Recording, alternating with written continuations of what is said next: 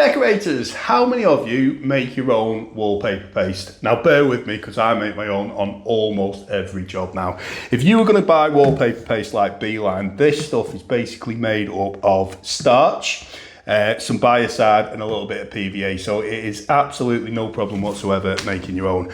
I tend to use flour when I make my own wallpaper paste. I'm going to show you how to do that now, and we're also going to try to see whether we can make it out of potato as well, because at the end of the day this is mostly made out of potato starch. So if you've ever wondered why after a bad potato season the price of wallpaper paste goes up, now you know. Right, so you want to come down to the kitchen. Down here, about 750 grams of flour. It is important to sieve it because you don't want lumpy wallpaper paste.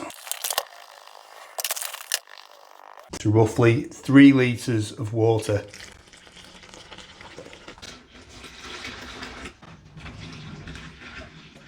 Once you've got that in the pan, you're going to want to give it a nice mix up.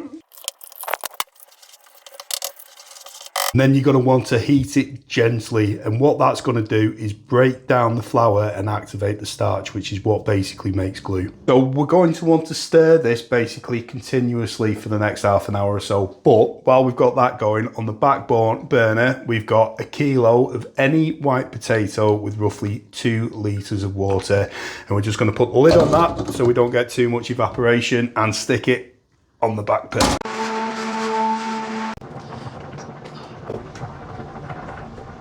Okay, so it's been about 15 minutes now. I did blitz it in between because it did go a little bit lumpy, and this is the consistency you're aiming for. So once you get it like this, you're good to go basically. You're going to want to put it somewhere for it to cool down, 20 minutes, half an hour, something like that, and you're ready to go. You want to leave the potatoes boiling for about half an hour now, and you'll be left with something like this, and then it's just a case of blitzing them up.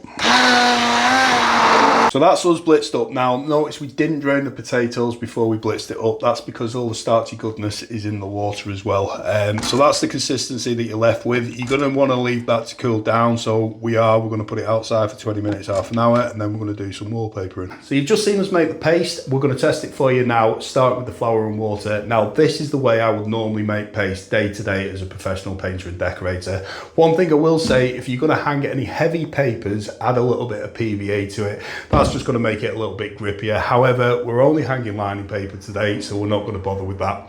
Another thing, work directly out the pan. There's absolutely no need to decant that into a bucket. Just work straight out the pan, and then at the end of the day, throw the pan in the dishwasher with the rest of your dishes, and jobs are good.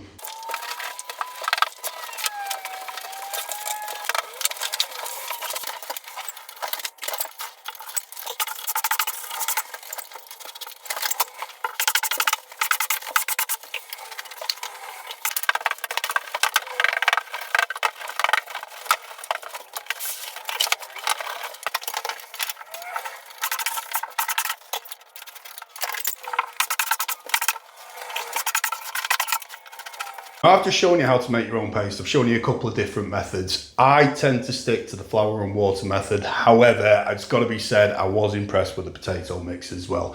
Now, I added a couple of tablespoons of salt to each mix. What that does is it just prevents the mould from growing for the first few days. However, if you are going to make your own paste, regardless of whether you use flour or potatoes, you are going to get mouldy walls. The other downside is rodents are attracted to this type of paste, so they will come into the house and they will chew on the walls at some point. However, making your own paste is far more environmentally friendly, and there's no nasty biocides getting on your skin. So which is best, buying paste or making your own? Well, like I say, as a professional decorator, I do both. And make sure you follow me for more decorating tips.